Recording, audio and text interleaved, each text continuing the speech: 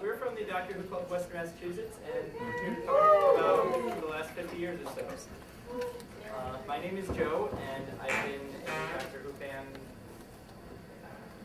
My mom was a fan of the old series, but I never really paid a lot of attention to it because it didn't make as much sense as Star Wars or whatever else I was watching. And it was weirder and sillier, so I didn't pay attention to it then. But since I've picked up a lot of the old stuff, and the new series from the get-go, I thought it was pretty awesome. That's me. I'm Vicki. I've just been into Doctor Who since the newer stuff, really. Working on getting into the old. Hi, I'm Alicia, and I have been watching Doctor Who for almost 3 decades, and I love it, so I'm excited to be here and talk about it. I'm Andy. I've been watching the show since about 1979. Watched all the classic shows, and I love the new program too, and some of the forgotten stuff that happened in the 1990s. Yes. Very nice. So we're here to talk about why you're all here.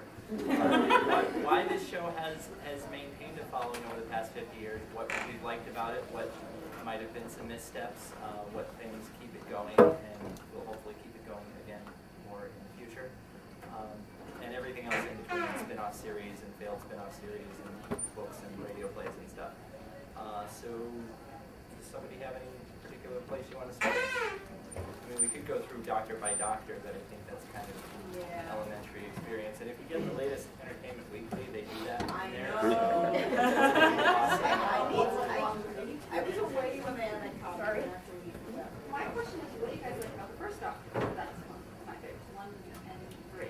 Well, for me at least, what I enjoyed about the first Doctor was not so much his personality, but was sort of the type of show Doctor Who was during the first Doctor, where it was kind of like you've got his granddaughter, who's a young child being brought to different places so he can teach her about stuff, and it was almost like the Magic School Bus, but It's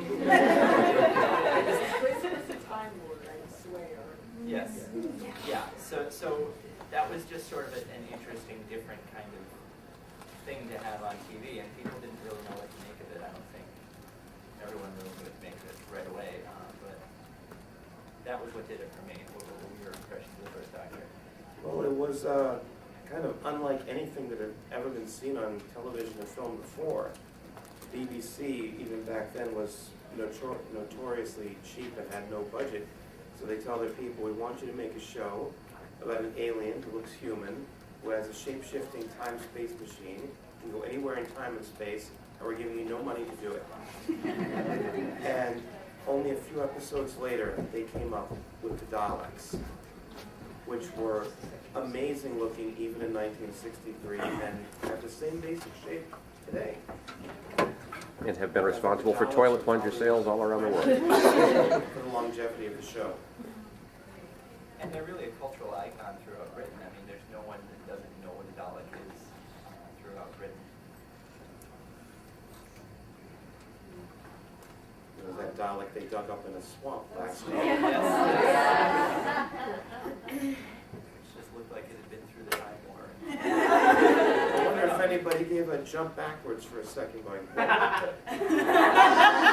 can't be real.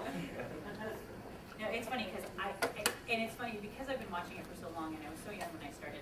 Like, it's a little, but I love that shirt that says "You never forget your first Doctor." I really would. But it's funny. Like, I hate to admit this, but I actually don't quite remember how I started watching Doctor Who. I know that the third Doctor was my first favorite, and I'm pretty sure that's where I started. Though for some reason Tom Baker's, the fourth Doctor's episode, The Sunmaker, sort of sticks out, and that may actually be the first one I saw.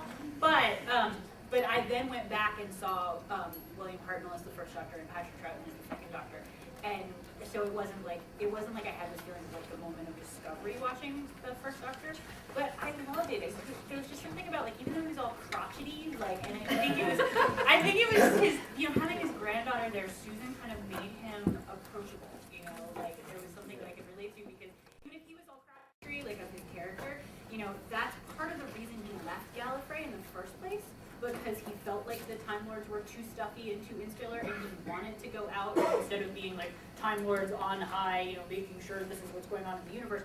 Like he wanted to be out there and exploring and interacting with people, and so I think that that's one of the big motivations for his character. So it wouldn't make sense to have him out there like without companions. And who would he really have to save? They didn't have Maybe just Yeah, that's a better question. like Superman saving random people or just saving the planet over and over. Oh, let's ready this. This is getting so boring. I save the planet every fucking week. And also, there are also like a lot of times like you'll have a single episode where he has this bond with like a local or something, and I think those are also really cool. It's not quite companions, but at the same time, it's more than just faceless people. Yeah, it's still him connecting with. Yeah, the one-off companions in the David Tennant specials were fun. Astrid. But you can't really call Will the one-off. That's Well, Will's not a one-off, but like Astrid and And that Mary Sue girl on the bus there. I hate it. I gotta say that's one of the differences that I like from the original Who to the new is that idea that there are companions that keep coming back or acquaintances that keep coming back, because there wasn't so much of that in the original series, and it's really cool to watch them. And I think part of that is just that television has changed so much. That's so much more part of many shows now. But that you keep coming back. There are these recurring characters and recurring places and things and themes that not just go through, storylines that don't just go through a season, but several seasons. Like I think that's really cool.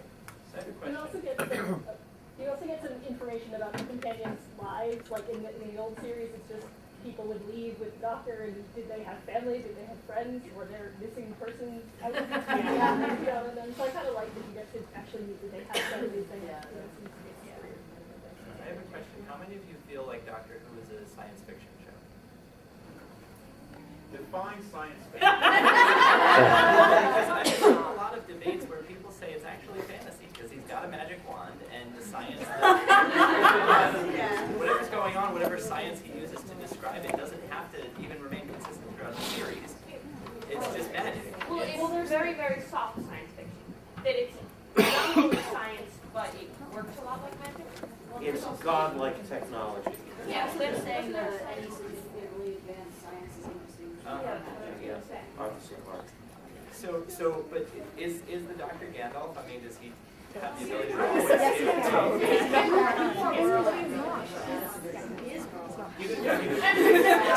In one episode he was, yeah. And do you think that does the Doctor need the companions to do what he does, saving the universe all the time? I mean, specifically written in like Dr. Dada or whatever. He needs the companions to rein him in sometimes. Yes, Yeah, more often than not, the companions actually get in the way. They get him in trouble. I think he needs the companions to sort of motivate him to care. Yeah, he gets them in trouble. I think the companions make him care. It's like with Donna in the turn left, where, I think everyone needs someone from time to time. Yeah. Yeah, I love the world should No have been matter covered by what a lot of if people. he stopped caring about anything. Yeah. Like, he kind of needs the companions there. Sometimes without companions we'll go completely insane and become Time Lord victorious, and sometimes we'll just kind of go, I'm retreating from the universe, fix your own problems. Well, also from an audience perspective, we need someone to like ground the Doctor because he's this outrageous guy. But if we don't have anyone who's like, not necessarily human, but like more relatable to the audience, then it's just like, oh, there's this guy. Which is why I love Craig from. It's so perfect because he's just such a normal guy, and then you see like how alien the Doctor really is, like compared to someone like Craig. Even more so than someone like Amy or Donna or whatever. Yeah, she still won't let me name our kids, so I forget. Speaking of companions, what is everyone's thoughts on Clara? Don't have any yet. Oh my God. Too soon. Right, kill her in every episode. It's gonna keep developing. coming back. I've got a theory. I've got a theory that just like in the episode where the Doctor and Lori and Amy kept falling asleep and not sure which one was the dream world, and it turned out it was some bit of space dust that was created by the Doctor's brain, I think Clara is the ideal companion created by the Doctor's brain, and she's just going to keep getting recreated everywhere he goes because he's so... because yeah, he's in shock after losing Roy name, so he's creating whatever What do you guys think of these doctors? Personally, I love the eye wire. Watch Yeah. it for the doctor. Watch it for Yeah. Talk about the doctor. Yeah, right. I can forgive just about everything in it except the doctor being half human. Well, here's the thing. I'm a big Eighth Doctor fan. Now, the Fourth Doctor is my doctor, but I'm a big Eighth Doctor fan partly because I feel like he didn't get a fair shake. No, he did not. You're right. They did an awful lot with him with novels, which are considered canon, 50 novels plus. So he did get a good run. Plus, the audio plays are also, he's getting a really good run. The thing is I'm really psyched to see that he's going to be featured in the 50th. For the simple reason, yeah. He's confirmed as I think it's really important to. Well, they're doing all of them either through live action or through CGI and compositing. But the thing is he's actually confirmed to be playing the part. Very cool. And I like him for two reasons. One, he's a little bit off, just like Tom Baker, just like Christopher Reeve, who's another of my favorites. I like the alien doctors. I like the ones that are a little bit out there that you can't quite. They're all a little bit out there. Some more so than others. But the other thing that I like about him is he's the one that pushed the button. He's the one that ended the Time War. So, even if we have never We don't have seen any it. details about it, specific events or anything, but we know that he's the one that ended the Time War. I think So that I have a lot of respect for the Eighth Doctor. Which may or may not have led to the regeneration. Exactly. Right. My theory is that he just couldn't handle the fact that he just basically erased his race. Yeah. That's why he regenerated. But I think it's important to look at that, especially since we're talking about 50 years of Doctor Who, is looking at that movie in the context of the time that it was done. Because for me, as a Doctor Who fan, I mean, like I said, I've been watching Doctor Who since, about 1985. And it was not cool at that time. I just want to say that. Like, you would not have seen an article in the paper about Doctor Who, Nope. Back then. It was not cool to be a Doctor Who fan. You wouldn't have seen a store like Newbury Comics even with a whole wall, of Doctor Who stuff. It just wasn't there here in the States. It was pretty big in England, but it wasn't so big here. And, and when, as fans here, we were all watching like bootleg copies. We were watching it on PBS. The internet wasn't, We couldn't have torn something on the same day. We had to wait Yeah. months or years to see the new Yeah. episodes. And so, and at one point, Laserdiscs. I don't know if anybody here remembers Laserdiscs. A few episodes came out on those. If you don't know what Laserdiscs are, think CDs and DVDs, but like this big. They're records. That's a format that I'm glad did not catch on. But anyway, so as a fan here in the States, we got very excited because we felt like that movie, that was the American Doctor Who, and we were like, yes, it's coming. They realized that there are fans that are not just in Britain, and like, yes, this is for us. And so having Eric Roberts play the Master, and like, I didn't even really know who Eric Roberts was at the time. Like, I knew about the other science fiction and fantasy movies that he's been in, but I didn't really know who he was. And like that kind of thing. Even the romance between the Doctor and this guy, I was like, okay, I didn't care because as a fan, I was like, yes, this is for us. And when it bombed and like it went nowhere, we were very, very upset. So I think the fact that now Paul McGann, like, he wasn't forgotten, that his Doctor became this big thing in the audiobooks. He's been very They're so good. And for the most part, like, he's not a throwaway Doctor. Like, I think that's really cool that there was this one-off experiment that didn't go so well, but yet fans embraced him, and not only the fans but also the BBC and the folks who are producing the audio plays and everything. Like, they embraced him too, and so now the Eighth Doctor has as much canon as a lot of other as the other Doctors, but because it wasn't on TV, people sort of tend to forget it. But if you haven't checked it out, I definitely encourage you guys to check out that stuff. So it's really cool. It has its place. Yes, over there. The question that I have about the movie the Doctor Who movie in 1996, the Doctor is half human, and then in the new series, he's 100% Time Lord. What happened there? Is it something to do with the regeneration, or he was I'm later on going to Time guess Lord? that his fob watch was half open. All they said in the movie was that he was the Eye of Harmony, which wasn't the real Eye of Harmony, but part of it, could only be opened with a human retinal pattern. They didn't actually say that he was half. Yeah, but we've seen enough Buffy, and we know how easy Harmony is to fool us. In the Dr. Booker is like, hey, you want to know a secret? I'm half human on my mother's side. That's what. Yeah, Yes. it's a one-off comment that wasn't. They could just be lying. It's true though, although. Rule number one. That's true. And then also, but when you look at River Song or something, even if he was half human, he is time, like, he's so, the human half doesn't really have any that much effect. Well, yeah, River was a Time Lord because she Time in the was- TARDIS. Yeah, Time in the exactly, TARDIS. the TARDIS, so it's like, Yeah. but human DNA, so there you go. Yeah, but, so it's probably, the DNA is. And I mean, again, there's, if you've seen him become fully human, there's no reason why the healing art couldn't make him half human if he needed to for some reason. Yeah, I mean, there's an explanation. It's magic. For sakes. So, I think there's a bit of a comic somewhere where he said everyone's fooled by worst enemy using only a half broken community arch, and it's a little bit of a lie. So he's sort of half explained it in the Crowley comic. yeah, maybe. So something I wanted to mention, because I see a lot of cosplayers, we do a lot of cosplay. Many of the Doctors have had sort of like token items with them that have defined them. How much do you think that is just, the BBC trying to visually differentiate, or how much of these items are actually a part of who the Doctor is? What do you think on? I think both. Yeah, it's hard to style. Well, the scarf was an accident. Yeah. They gave her a huge bag of fabric, and she was so excited about knitting a scarf that she used every single piece of fabric, and Just didn't stop. it stuck.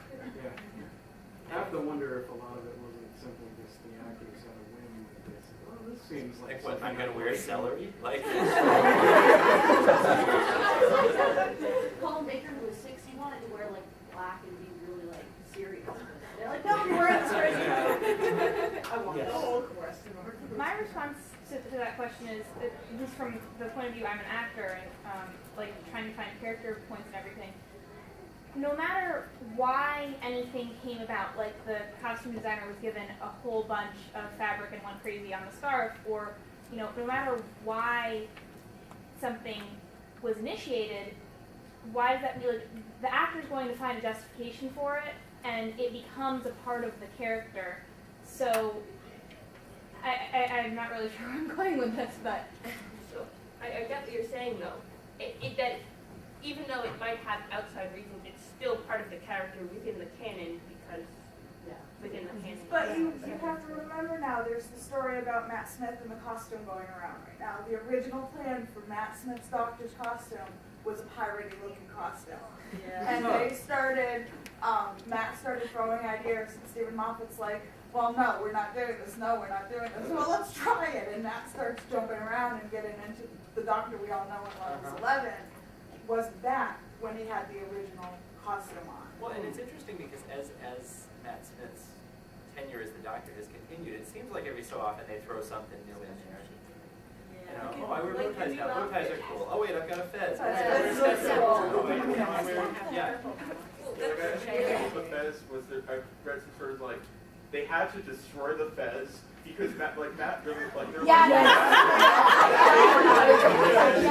like if they give him the fez, you'll never not see the fez. But that's the reason it's still appearing is one of the trailers for the mid season is Matt changing out of a monk outfit and he's in this drawer and he pulls out the fez and puts the fez on. Yeah, it's I was true. wondering if that was a spoiler, so I didn't see all of it. I mean, I think, again, you go back to this idea that, okay, you have this show where it's now expected that the main character is going to change, the actor is going to change. It's not like the soap opera when they say, and now the part of Joe Smith is going to be played by that. Someone, they don't even tell you. Yeah, you just start watching and you're like, who is that? Yeah.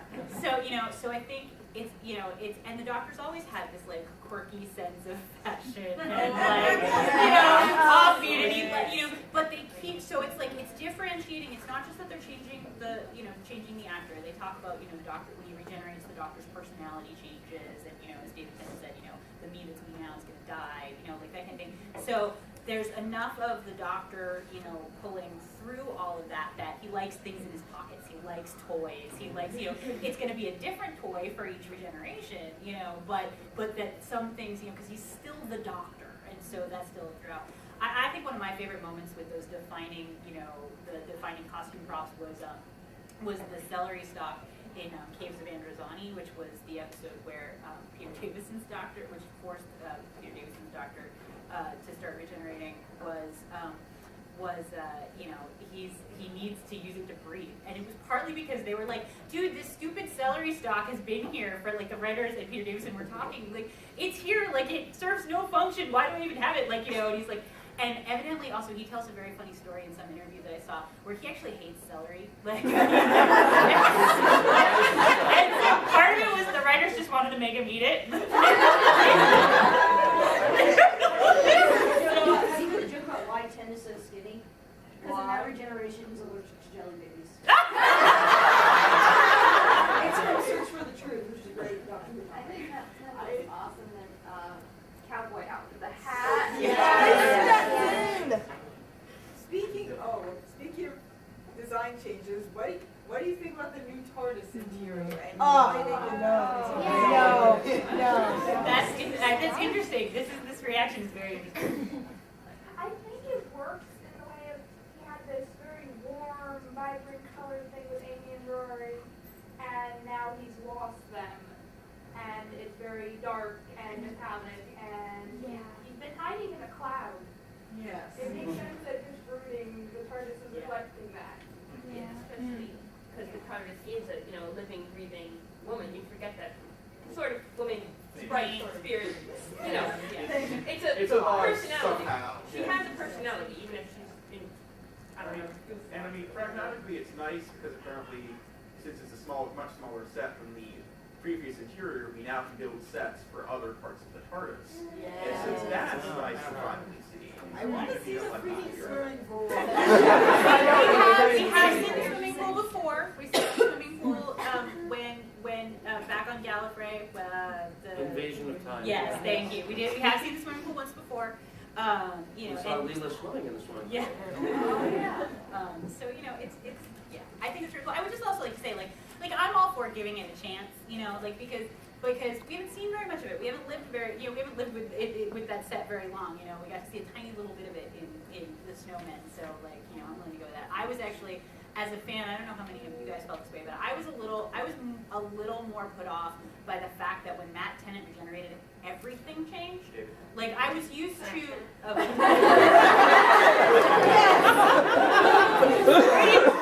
Okay. Sorry. When Matt Smith became the Doctor, they changed everything. Before that, each time the Doctor regenerated, the theme song had maybe changed a little, the credits had changed a little, the Doctor Who symbol had changed, the graphics that they used, the typeset, the font, all that kind of stuff. Like that changed a little, but it was like, okay, here's Matt Smith, so we're giving you new Doctor, new costume, new theme song, new graphics, new TARDIS. Look, I was a little like, whoa, can we back off just a little? Can we keep something the same? So I'm just curious how many people kind of felt that way. I mean, kind of connected to that, the whole thing with the Fields of Trenzalore, it's like up until Matt Smith becomes the new Doctor, it's like the Doctor is a Time Lord traveling, just a Time Lord. But once we get to Matt Smith, it's not just the Doctor's a Time Lord, it's the Doctor is the Time Lord that's responsible for everything. And I don't know how I feel about him being sort of the savior of the universe. I think they had shades of that beforehand, like the whole he's fire and ice and rage in the heart of the universe. And also there's the path they never went down with the Doctor being a reincarnation of the other, which like no one did before. The interesting thing that I've noticed between the Tennant-Smith break is it really is a break. You have the Davies Doctor Who and then you have the Moffat Doctor Who, and it is very starkly different. I mean, obviously they both have very different storytelling techniques, that have different pros and cons to each.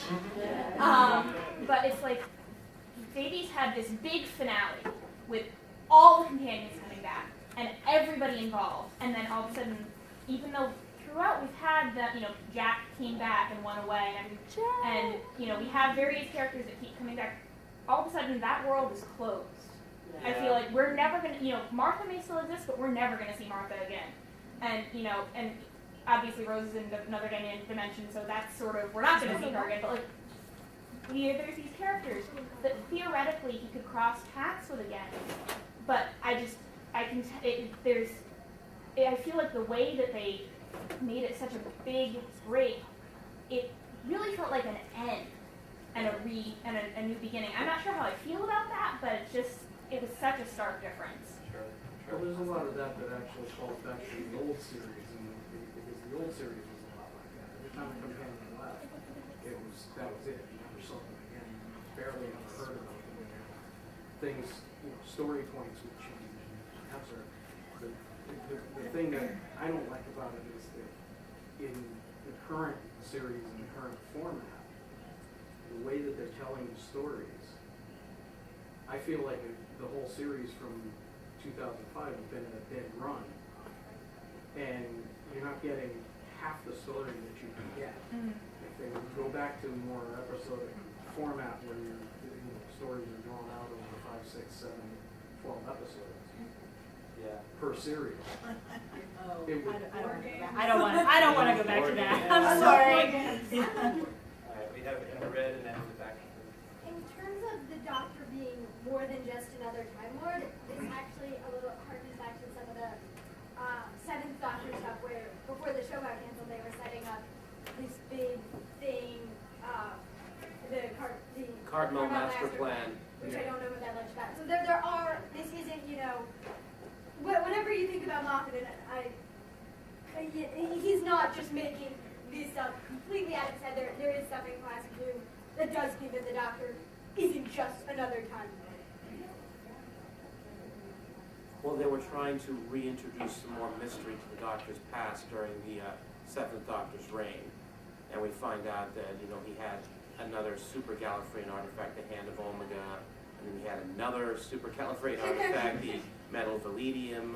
He was one to destroy Skaro, he's the other to destroy Cyberfleet. And then we find out he's Merlin in another reality. This was all started to try to bring some more mystery back to the Doctor. See, the Merlin thing to me, I haven't watched that much Classic Who, that sort of just struck me as like the sort of random stuff that happened. But that didn't feel like making it special as such. That just felt like the sort of random stuff that the Doctor does. Also with the new Who, going back to that, the thing with Amy, the introductory bit, that just threw me for a loop. Because it's like, you don't need it. And so you can throw in an episode where Amy's not even in the episode. So I don't know what people think about that, but, But when, how when they started with the 11th Doctor, Yeah, I know what you're talking about. She would do the intro. Man with a box. Oh, you mean during the opening credits? The thing that bugged me the most about it is it doesn't start it's in the 6th season that it started happening. Like, I could vaguely understand they decided like, hey, we need to have this introduction in season 5, but no, it's the 6th season that she points out like, also then it sort of ignores the fact now there's in season 6 there's Rory a lot of the time, and well, there's a flash shot, the picture of Rory in it, they're invented. but like the narration ignores Rory. That was just introduced for BBC America, wasn't it? Yes, it was only on BBC in America, it was not in Britain. I guess they thought that the American fans were not bright enough to understand what was going on. I think again looking at the context too, because right now voiceovers are cool in television, and so like being human, at least the American version, like voiceover every episode. Criminal Minds voiceover every episode, like, and sometimes it's appropriate and sometimes it's not. I gotta say, I thought the voiceover for A Town Called Mercy, I was not down with that until the second time I watched it, I liked it better. But So I mean, again, I think there's some context that maybe they're trying stuff, or like you said, you maybe like, oh, American fans aren't as smart or whatever. But I mean, again, like looking at it in terms of the context, is when you have a show that spanned 50 years, like what other show on television, has gone through that much, and so I think that's important to look at the way things change, the way it influences television, and then the way television influences that show. So. Speaking of television influence, the world at large, I want to talk about violence in television. I want to talk about Craig Ferguson for a minute. Because in the introduction of the Craig Ferguson episode where had Matt Smith on, they did this big thing that didn't actually get aired in the U.S. because they didn't have permission to use the Doctor Who theme, but you can find it online if you look for it. Anyway, in this big, long, massive song that they do, they talk about how Doctor Who is about intellect and romance over brute force and cynicism. And some of the previous Doctors had a lot more fisticuffs than I think we've seen in the new Who. Yeah. What do we think, panel-wise, about the sort of physicality and violence in Doctor Who, and what role that's played, or whether that has a role? It changes with the Doctor, it changes with the times. The first two Doctors, Hartnell and Troughton, hardly ever used physical force against anybody, except when the first Doctor tried to smash in somebody's head with a rock. Someone who was lying on the ground injured and it was an inconvenience. Yes, the Doctor Dr. John Pertwee, he was beating people up in pretty much every episode, I guess, because he was ticked about being stuck on Earth. I love it. Yeah. Tennant says his hand is a fighting hand. Yes. Only after he regenerated. Right.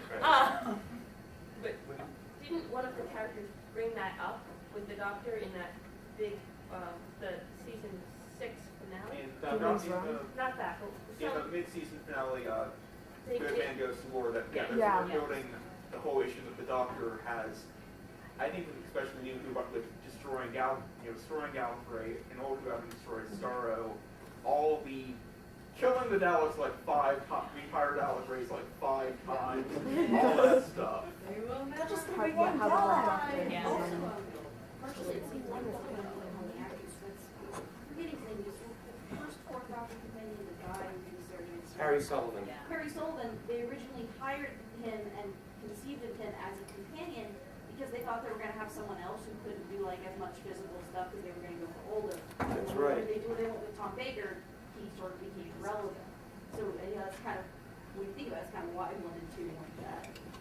Older yet. A lot of I think, heroic stuff. At the beginning, wasn't it done by Ian? Hello. Yeah. Yes. Yeah. The younger after that. Yeah. I think we did Jamie. Well, it's even like the whole thing about his like weapons.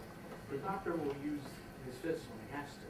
He'll use a weapon when he has to, but only when he has to.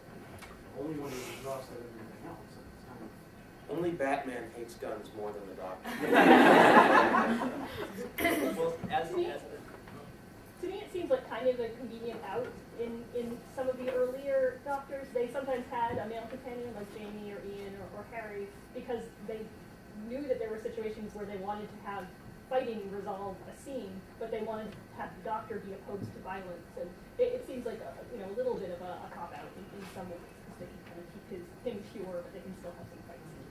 So as a show that's lasted for 50 years and continues to be popular, do you think that's a piece of it, though, that the Doctor isn't necessarily always seeking violence, that this isn't a shoot-'em-up kind of show, that it's often the Doctor going up against races that are trying to be much more violent, and him finding a quirky way to give them a little jammy cookie and pretend that it's Yummy donut. Is that part of what makes the show attractive to the audience that it has, do you think? Well, I feel like part of it is like his moral struggle because he doesn't want to use violence, but sometimes he really has to because, this alien race is it's trying to destroy the Earth or whatever, and he is forced to violence that he doesn't want to do, and that makes it interesting because a hero in some modern things, they're just a hero and they don't have this kind of moral struggle. The Doctor's wiped out entire races, planets, civilizations. Yeah. Well, I actually had a conversation about this recently with my boyfriend. We've been rewatching the beginning of the redo of the 9 season. And one thing I noticed is in that episode The End of the World, or the one with Cassandra, the first one with Yep. Cassandra. When he seemingly, like, as far as we know, Cassandra dies in the end of that episode. Obviously, we do find out that she was able to survive that, but he has no remorse for putting her, basically killing her. And we realized that it's sort of like, that's someplace, he's gone to a dark place, and it's not until he meets the Dalek a few episodes later, and it's pointed out to him that he is basically no different from a Dalek, and that starts You would make a good Dalek. Yeah. And from then on, he becomes significantly more non-violent and very much preserving all life as much as possible. And it's before that though, he does go to a very dark place where he's not above killing. So he's not always like that. I think again you're looking at context, because the original Doctor Who in 1963 was a children's show, but the writers, they didn't want to just make schlocks, so they made something good that adults could watch too. And then what happened was it started to get this big adult following, and so when they rebooted it, the new Doctor Who is clearly for adults. And I think that's the difference, because the Doctor that I remember watching as a kid, I would never have conceived of him as somebody suffering from PTSD, been through this horrible war, on the front lines, never expected to survive, has this big aching loneliness. Like, that was never the way I conceived the Doctor when I was a kid. But I watched that first episode, and I was like, wow, this is really good. And as an adult, I can really appreciate this, And so I think there is a different level of violence. It was more cartoony back then, and it's more like gritty and real now. I'm thankful though that they've not gone to that really gory place. Like I'm not a big fan of gore and violence just for graphic violence and just for the sake of violence. And I know that's where a lot of TV shows have gone now. And so I'm really glad that Doctor Who is exploring more of the the intellectual side of that, and the moral questions about it. And I wasn't sure that I was going to like this, but I do like knowing that the Doctor's not perfect, and seeing those descents and how he comes out of it. And his companions help him. I think that's really cool. So I think also, since the original Doctor Who, like the classic series, we now have Doctor Who, but now we have Torchwood, which is a little more adult-oriented, and then we have like the Sarah Jane Adventures, which is very much children-oriented. So now you kind of have that world accessible to everybody. And the Canine Adventures. Yeah, that way. So it's like if you're looking for something a little more adult, Torchwood has the sex.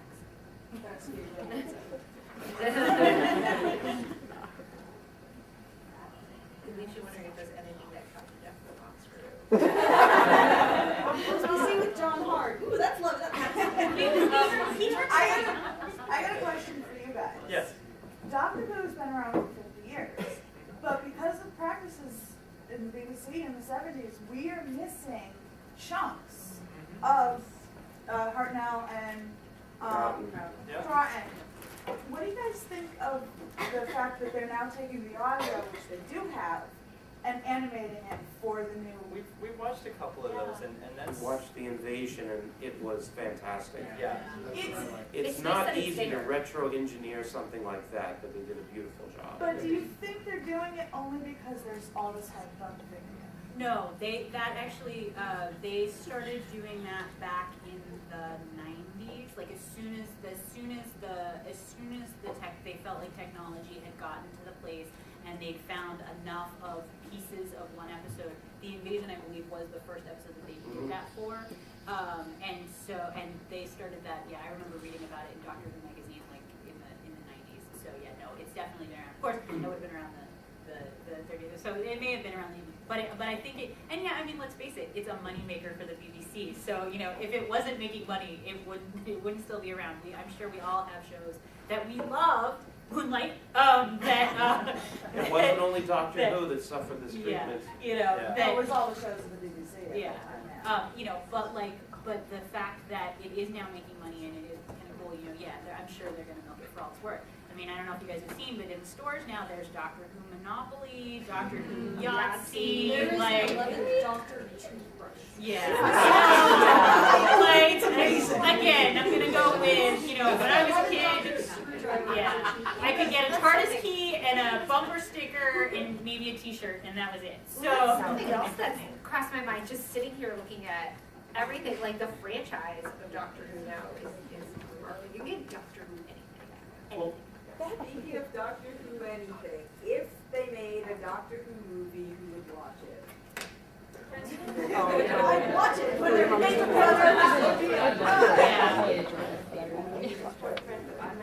I think in terms of length, maybe that first successful basically isn't.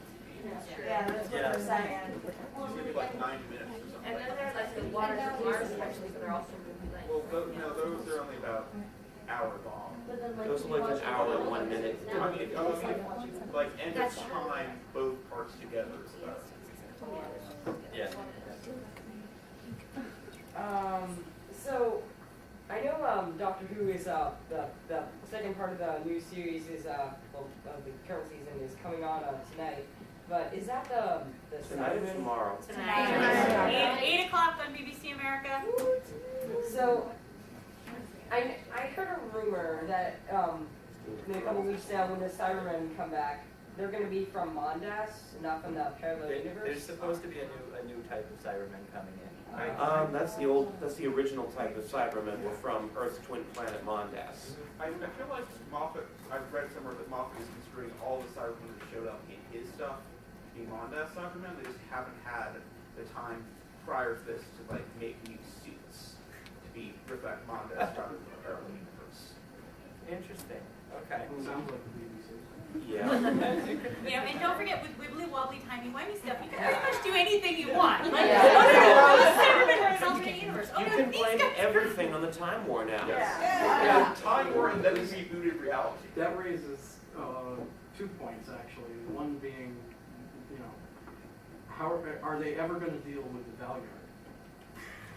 Now, I was thinking that maybe Yeah, there you go with the that space pollen could have been the value. Two, how do you guys feel about the fact that they're going to have to come up with some gimmicky way to go beyond the 12th regeneration? They've already done that. Yeah, they already They did that in Underworld with another race of aliens Right. who were able to regenerate 1,000 times. But that's the thing, is they've made a big point of this. Yeah, There's only 13 lives. I think all they have to do is give him some more regeneration energy. In the same way Tennant was able to not regenerate by throwing his regeneration energy into his hand. River gave up all her regeneration to bring him back to life, and that's good. Yeah, that's if nothing else, they did was use that to give us Basically, so he's got a whole new set of regeneration. I mean, I know as a fan, 500 regenerations. I pretty much put that in my suspension of disbelief box. I'm like, I'm just gonna let them keep regenerating the Doctor as long as the show stays good. If the show starts to suck, then I'll be like, okay, wait a minute. But What if the 13th regeneration comes along?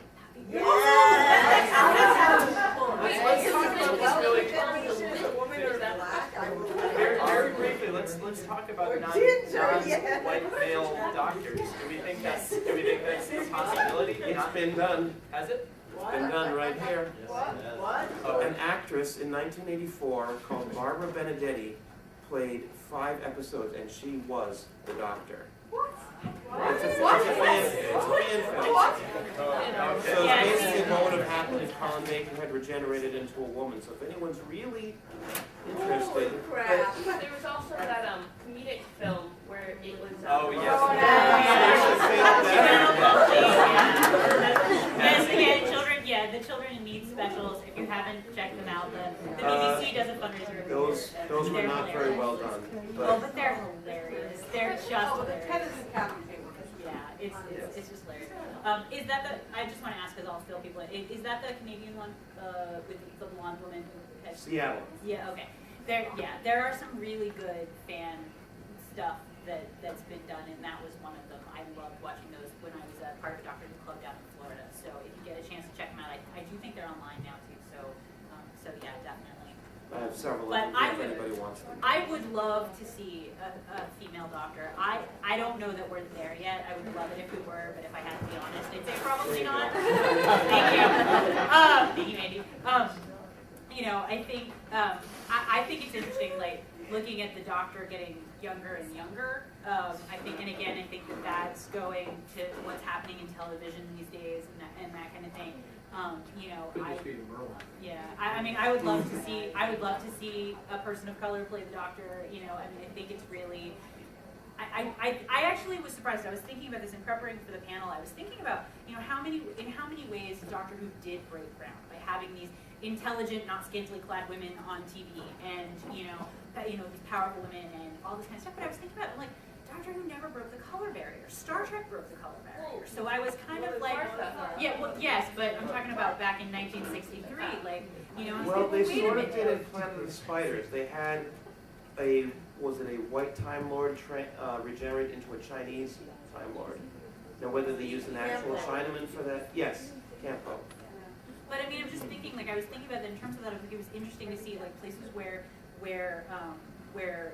Doctor Who did break ground and places where it didn't, and it always struck me as a little odd that they didn't break the color barrier in the original Doctor Who, because I always felt, growing up here in the United States, the TV and the things that I was seeing from Britain, I was like, wow, they are so much more progressive than we are. And I felt like it surprised me that it happened the other way around. So, Nice question. If the Doctor's getting younger and younger, what would... He's not. Like, it feels like that. Okay, but what if for his 13th generation, he regenerated as a fictional... already is. Yeah, I don't think there's So he lived out his years, became an old man, and then that was the end of Doctor Who. I will say, this came up at the other panel too that we did.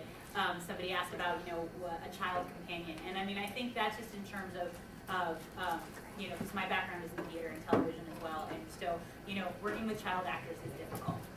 They can only work so many hours, you know, there's a maturity level, you know, there's some really good child actors out there, but it is really difficult. It would be very difficult for them with the schedule that Doctor Who keeps and the ridiculous, I mean, if you've seen any of the behind the scenes stuff, I mean, those location shoots that they do and stuff, like, there's no heat, it's like 18-hour days, there's, you know, like, trying to break for food, like, all this kind of stuff.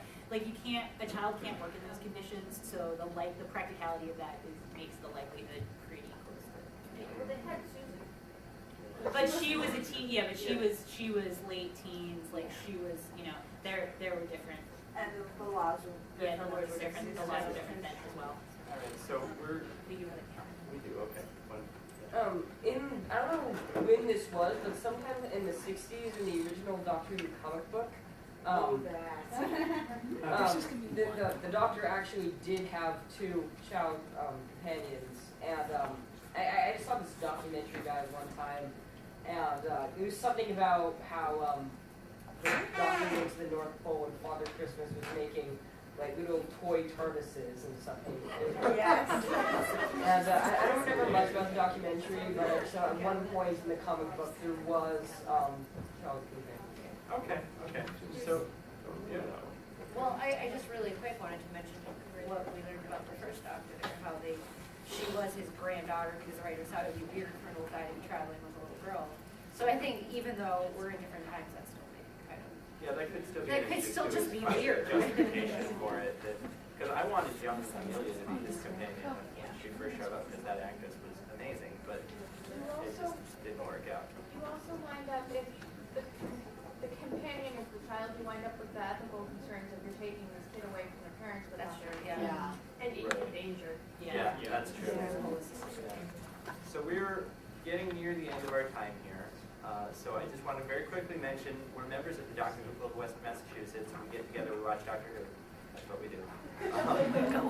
We're over in dealer room B. We've got a big setup with business cards where somebody went to the trouble of figuring out how to write Doctor Who Club Western MA in Gallifreyan.